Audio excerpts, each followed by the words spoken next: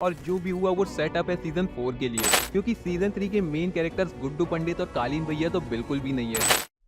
तो मिर्जापुर सीजन 3 इसलिए देखने के लिए एक्साइटेड हो कि उसमें तुम्हें मुन्ना भैया का रिटर्न देखने को मिलेगा, या फिर गुड्डू भैया और कालीन भैया के बीच में एक फुल एंड वॉर देखने को मिलेगी जिसमें भर भर के एक्शन और वायलेंस होगा, क्योंकि वायलेंस तो मिर्जापुर वालों की यूएसपी है। तो अगर तुम लोग ये सब सोचकर मिर्जापुर सीजन 3 के लिए एक्साइटेड हो तो अपनी एक्साइटमेंट को वापस से अंदर भर लो, क्योंकि मिर्जापुर सीजन 3 में ये सब कुछ बिल्कुल ना के बराबर है। मिर्जापुर के पूरे सीजन 3 में टोटल 10 एपिसोड है और हर एक एपिसोड लगभग 1-1 घंटा लंबा है, और इन सभी 10 एपिसोड्स में आखिरी के 2 एपिसोड है जिसमें तुम्हें कुछ शॉकिंग या फिर कुछ वॉयलेंट और एक्शन देखने को मिलेगा। अब पहले के 8 एपिसोड्स में भी वॉयलेंस और एक्शन दिखाया गया है, लेकिन वो बिल्कुल ना के बराबर है। मिर्जापुर का सीजन 1 और सीजन 2 ऑडियंस को पसंद ही इसलिए आया था क्योंकि उसमें बहुत सारे अनएक्सपेक्टेड मूवमेंट्स थे। कोई भी कभी भी किसी को भी पूरे पूर्वांचल में कहीं पे भी पेल सकता है। ऐसे ही अनएक्सपेक्टेड कैरेक्टर्स थे जैसे मुन्ना भैया और गुड्डू भैया, कि वो कभी भी सोचते नहीं थे कुछ भी करने से पहले और किसी को भी ठोक देते थे, और यही चीज ऑडियंस को सबसे ज्यादा पसंद आई थी। लेकिन मिर्जापुर का सीजन 3 उसके पहले 2 सीजन से बिल्कुल ही पोलर ऑपोजिट है। यहाँ तुम लोगों को वॉयलेंस और एक्शन बहुत कम और सबसे ज्यादा देखने को मिलेगा तो पॉलिटिक्स, और ये पूरी पॉलिटिक्स इस पूरे 10 एपिसोड में इतनी ज्यादा लंबी खींच दी गई है कि वो देखने में बहुत ही ज्यादा ड्रैग्ड और बहुत ही ज्यादा बोरिंग लगती है।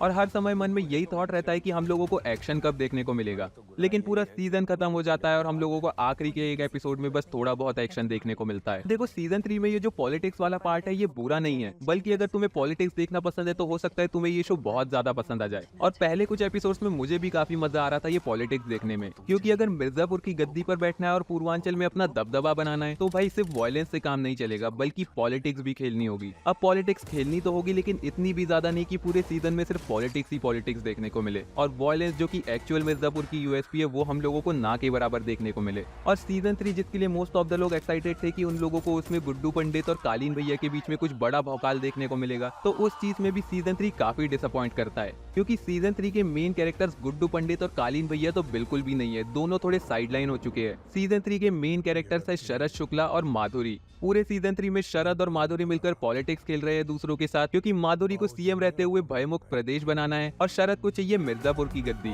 और थ्रू आउट द सीजन 3 इन दोनों पर ही सबसे ज्यादा फोकस रहता है। अब सीजन 3 में कई सारे ऐसे प्लॉट पॉइंट्स भी है जिनको देखकर लगता है कि इसकी जरूरत क्या थी। थ्रू आउट द सीरीज उन प्लॉट पॉइंट्स को, उनसे रिलेटेड कैरेक्टर्स को सेटअप किया जाता है, लेकिन आगे जाकर वो ऐसी जगह पर खत्म होता है कि समझ ही नहीं आता इसकी जरूरत क्या थी। बस ये फील होता है कि अगर ये ना भी होता सीरीज में तो कोई फर्क नहीं पड़ता। इन प्लॉट पॉइंट से हुआ यह है कि जो शो है उसकी लेंथ और बोरिंगनेस बढ़ गई है। अब ये सब कुछ मैं झेल रहा था पूरा सीजन देखते समय, क्योंकि मुझे लगा था कि फिनाले में हम लोगों को कुछ बहुत ही तगड़ा देखने को मिलेगा, लेकिन इसका फिनाले भी काफी ज्यादा डिसअपॉइंट करता है, क्योंकि उसमें ज्यादा कुछ बड़ा हुआ नहीं, और जो भी हुआ वो सेटअप है सीजन 4 के लिए। सीजन 4 क्यों सेटअप किया गया है, उसकी नीड क्या थी, ये तो मुझे बिल्कुल भी समझ नहीं आया। पर्सनली तो मुझे फील हुआ कि सीजन 3 में ही मिर्जापुर को खत्म हो जाना था। अब बस आखिरी में एक ओवरऑल कंक्लूजन दूं पूरे सीजन 3 का, तो सीजन 3 खत्म होने के बाद कहानी वापस से वहां पर पहुंच चुकी है जहां पर सीजन 1 खत्म होने के बाद पहुंची थी। बस गद्दी के कुछ पुराने दावेदार खत्म हो चुके हैं और कुछ नए दावेदार आ चुके हैं। उसके साथ ही सीजन 3 में ये देखने के लिए एक्साइटेड हो कि मुन्ना भैया वापस आएंगे या नहीं, कालीन भैया अब क्या करेंगे,